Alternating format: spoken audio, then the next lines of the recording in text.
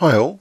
I had quite an interesting game last night against David Brady of Chingford Chess Club. They came to Barnet, so it was another home match.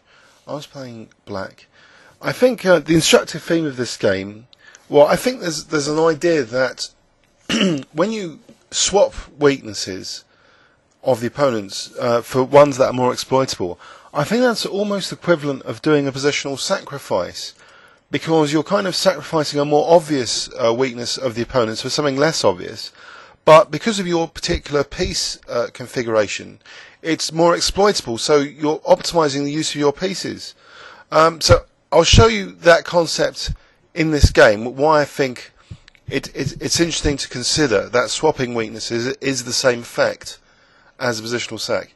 So I was playing black, and he played d4, and I played knight f6, and now the dreaded knight f3, which statistically in blitz games I tend to lose after this move, especially when I play like King's Indian type systems with g6. I think one of the reasons is, the London system is quite effective. Bishop f4, just tucking the bishop on h2, and then later c4, maybe c5 later if there's a pawn on d6. And that's a very easy plan for white. So I didn't really want to get into the fianchetto here.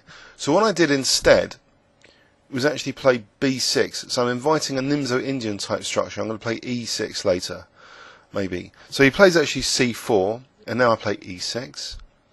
Now after knight c3, bishop b4, so Nimzo-Indian territory. And I was a bit surprised that immediately, he wasted the tempo with a3. Maybe he could have waited for bishop c3s. But by playing a3, that forces the issue that I have to give up the dark square bishop. So, in a way, this is a positional sac to create the double pawns. So the opponent's got a certain type of weakness here, the double pawns. I've given up, a valuable piece on the dark squares. If you look at the dark squares, they have been weakened. And so I've got to be careful on the dark squares, and maybe, the classic Nimzovich restrain, blockade, destroy strategy. I'm going to restrain the pawns with c5 usually, is important to keep in check later, as we're about to see. So bishop b7. The other advantage, though, of this double pawn thing is that the knight was also a protector of the e4 square. So this is another idea that the e4 becomes more heavily under fire. And the importance of that is really, in terms of more restraint as well, that white will have a great, very hard time ever playing for e4. He would have to really, go to town arranging it. And by that time, black often plays knight e4 and f5. So this square is critical as well. So in a way, we have, changed one kind of thing for another. So in a way, that is a positional sacrifice. The Nimzo-Indian, the idea of doubling the pawns here. But that is not the main point that I want to show you, which happens later. So bishop f4, d6. So I have the plan now of not immediately routinely casting kingside, but playing knight d7, queen e7, and playing for e5. So he plays h3, now knight d7. So he's neatly parking the bishop like I was concerned with earlier. So e3, queen e7. He avoids bishop d3 because obviously I'm going to play e5, and he doesn't want to be forked on e4 to lose a piece. So he plays bishop e2. So I play e5. The bishop gets nicely parked on h2. So I have the constant threat of c5 to consider. And Rybka actually recommends simply casting kingside, not what I played. In fact, I think what I played gives white, a distinctive advantage.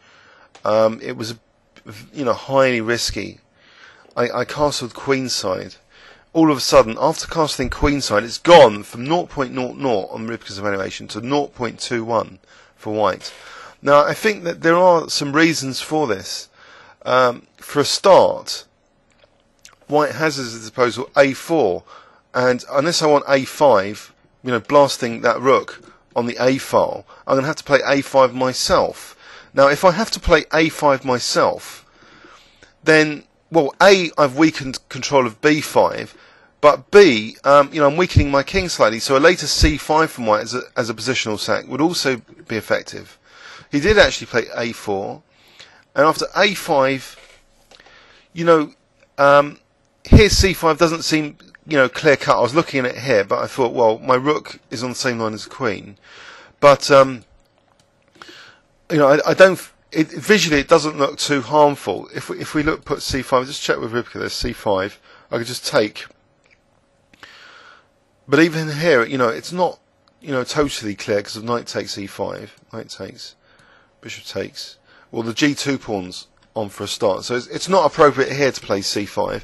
But it's something to, definitely bear in mind. This c5 possibility because my king's over here. So he just castled first, and now I played another controversial move, probably increasing white's advantage even more. I think I should have just played g5. That's a good practical idea, perhaps. If knight takes g5, that's probably too risky. I was looking at bishop g2, which is what Ribka's saying here. So this kind of thing, I should be able to get some compensation going. But I don't know, it's not that clear actually. White would still be a bit better here. Unless I've got anything concrete, white could end up much better here in fact. Say after bishop f3, yeah, if I'm not blasting his king to bits, then I could be in trouble. In fact, I think he became quite trusting later when I had a very slow attack, so I didn't even play g5. I played e4.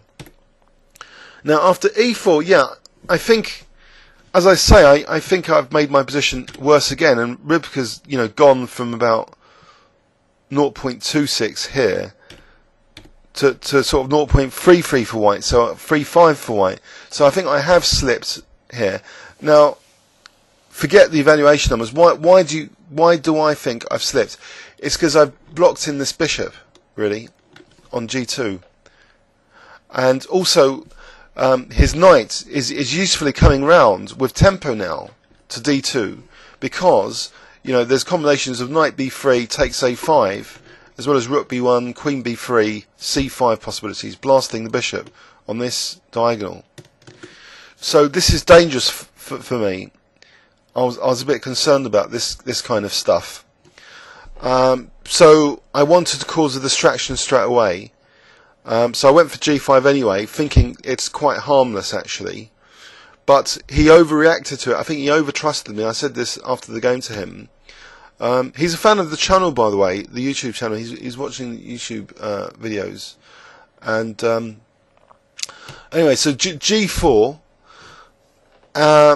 And okay, I think he did the right thing here in a practical sense. h4 is a reasonable move, not just taking, but taking is also probably possible. I don't think the attack is quite there. It's a bit of a bluff attack.